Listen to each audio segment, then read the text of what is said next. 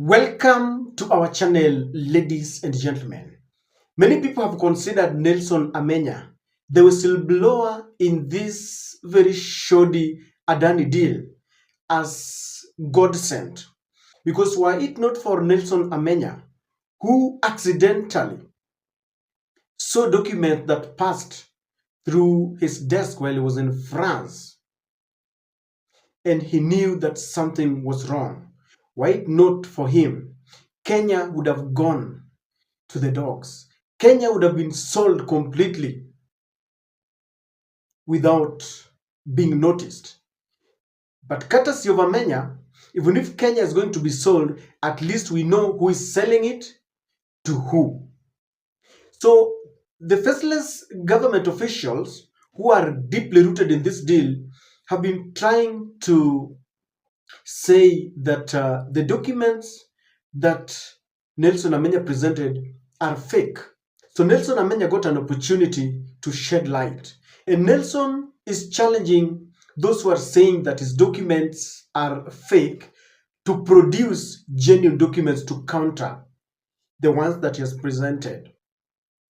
And it's also revealing that the Kenya aviation workers may have made a mistake by going back to work after sitting down on a negotiating table with the government. Because the Nelson Amenya is saying that in the documents that he has, and of course is protecting the source and the identity of the source, he's saying in that document, Adani proposed to the Kenya aviation officials that they were going to downsize, that the fate of the Kenya aviation workers are not known. Many of them are going to go home. Now, I want you to listen to Nelson Amenya, and he will still say that our hearts are pleading for our beloved country. Kindly take a look. The other government agencies involved to come out and say they're not legitimate documents and bring the legitimate documents if they're false. The claim that they are legitimate or otherwise has caused a lot of discomfort in the country. I know you know what's happening. And it's back to the drawing board. The aviation staff were on strike just the other week, and they got into a deal with the government. The deal with the government is that these documents be provided to them. I know they had 10 days to scrutinize them. What are they likely to find in these documents if they begin the scrutiny of the deal with the airport? Well, basically everything that I have spoken about on my X account is what they will find in these documents. They will find that the Adani, they propose to KAA that they will reduce the workforce exponentially, because obviously, governments all over the world, they employ too many people, and sometimes these people are not working, and we know this happens also in Kenya. So what they ask KAA is to allow them to trim the team, and this means that people will lose their jobs. They even put in that proposal that KAA needs to look for other departments to redeploy the people they will let go, from JKIA. So these are the things that the workers of KAA will, most likely be very interested to read about. But there are other things that do not touch on KAA workers. For example, I know we're going to speak about this more. Yes. But there is the ALG report. The ALG group, you need to understand that they have been working with KAA since 2019, and they were procured to offer consultancy on the aviation policy. But when CS Murkomen came into power, when he was appointed to be the CS of Transport, he appointed them to become the transactional advisor of this PIP, Adani PIP. And that's how ALG is now roped into this whole JKIA Adani fiasco. Yes. But something very worthy to note is that ALG feasibility report and the feasibility report by Adani, they are clashing. The things that ALG reported and those that Adani was reporting in their feasibility study, they were clashing. Okay. For for example, ALG was proposing JKIA to have up to 3 runways by 2054. Yeah. But Adani, on their feasibility report, they said that we do not need a second runway, and we only need to refurbish our old runway. So basically just retarmacking our old runway and adding taxiways. Taxiways is where the plane, when they land, they leave the runway. So they propose to add about 3 rapid exit taxiways on our already existing infrastructure.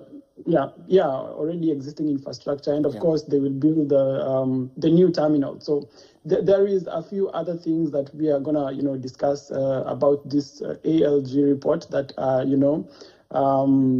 that are I'm losing the word, but yeah, they are in conflict. They are in conflict. So the 2 reports are in conflict, but do they tie in when it comes to the? From what Nelson Amenya is saying, I think is very right.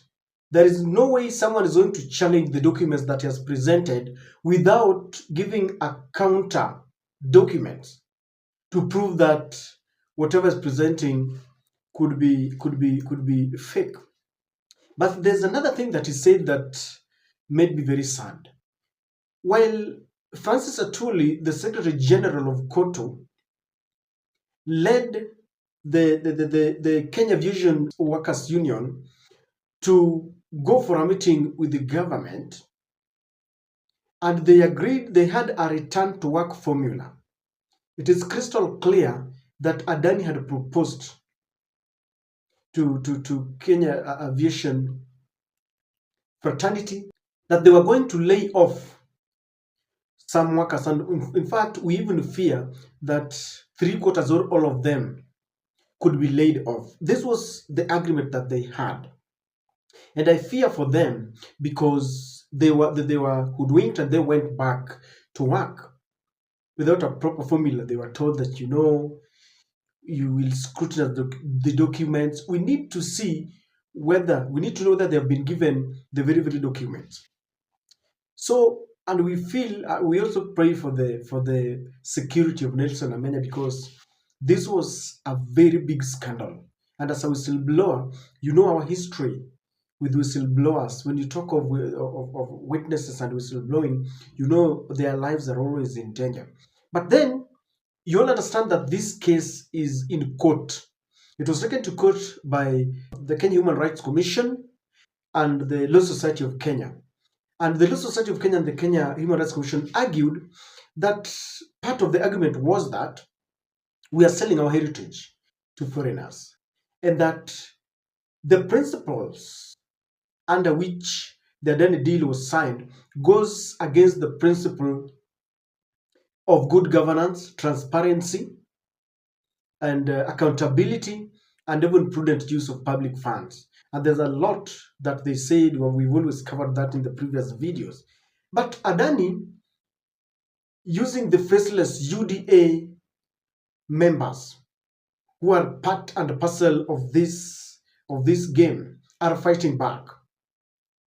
Through Hamilton and Matthews law firm, they are saying that it is premature for the Law Society of Kenya and Kenya Kenya Commission of Human Rights to go to court about a deal that is still in its early stages, that they're still doing due diligence, and therefore there was no need of going to court. And you can see how Adani is trying to fight back in a property that belongs to Kenyans. They're explaining that they oppose the High Court to handle this case. They're saying that this case should have been handled by a private public partnership committee. That by jumping to High Court, these two bodies did not exhaust the full redress as is required by a court of justice. And when I looked at this, I realized that Adani is not just the Indians that we see. There are people who are inside this deal and they are fighting back, because I know there could have been some down payment that had been issued. So people have taken money.